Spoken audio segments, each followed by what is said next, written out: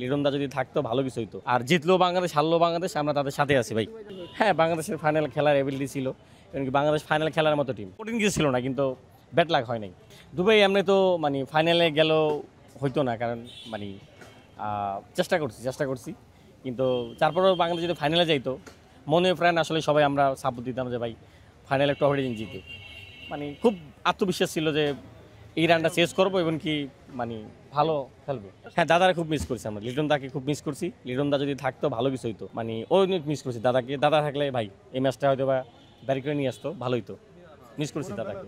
এখন ভাই অনেক কিছু আসলে মনে হইব, কিন্তু কোনটা সঠিক উল্টাও হইতে পারতো, আরও খারাপ হইতে পারতো। এখন আসলে এগুলো বললে তো ভাই লাভ নেই। না, পুরো টুর্নামেন্টে না, ব্যাটিং ব্যর্থতা না, বলা যায় যে কালকে আর আজকে আসলে ব্যাটিং ব্যর্থ খারাপ হয়েছে। এর আগের ম্যাচগুলোতে ব্যাটিং ভালো হয়েছে বাংলাদেশের।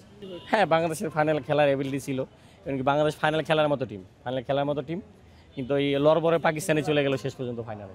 তবে কি ভাই, দুর্বল জগৎ আছে, তবে কিছু ভালো দিক ছিল। আপনি ভালো দিকও বলি যে এই যে কেউ যদি মানে একজন খেলোয়াড় ফর্মে আছে, মানে মানে আমরা অস্ট্রেলিয়া, ইংল্যান্ড, ভারতের কি দেই যে ফর্মে থাকতেও তাকে সরাই দেওয়া হয়, কারণ মানে এই ম্যাচে সে ভালো করতে পারে।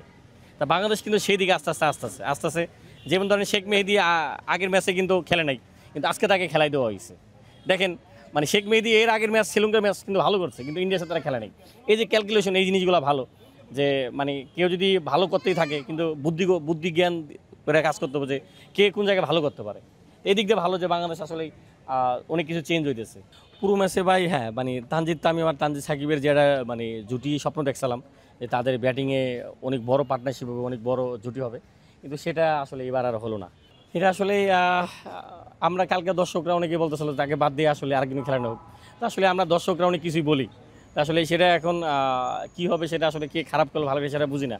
তবে হ্যাঁ, এটাও ভালো সিদ্ধান্ত ছিল যে মানে যেহেতু ইমন কালকে ম্যাচে রান করছে, আজকে তাকে খেলানো হয়েছে, সাকিবকে বসানো হয়েছে, তামিমকে বসানো হয়েছে। হ্যাঁ ভাই, বলতে পারেন যে মানে এই এশিয়া কাপের টুর্নামেন্টে সবচেয়ে বেস্ট, সবচেয়ে ভালো বোলিং বাংলাদেশের। মানে ইন্ডিয়া বলেন, পাকিস্তান, শ্রীলঙ্কা বলেন, সবচেয়ে মানে বাংলাদেশের হচ্ছে সবচেয়ে ভালো বোলিং, মানে ইন্ডিয়ার চেয়েও ভালো বোলিং বাংলাদেশের।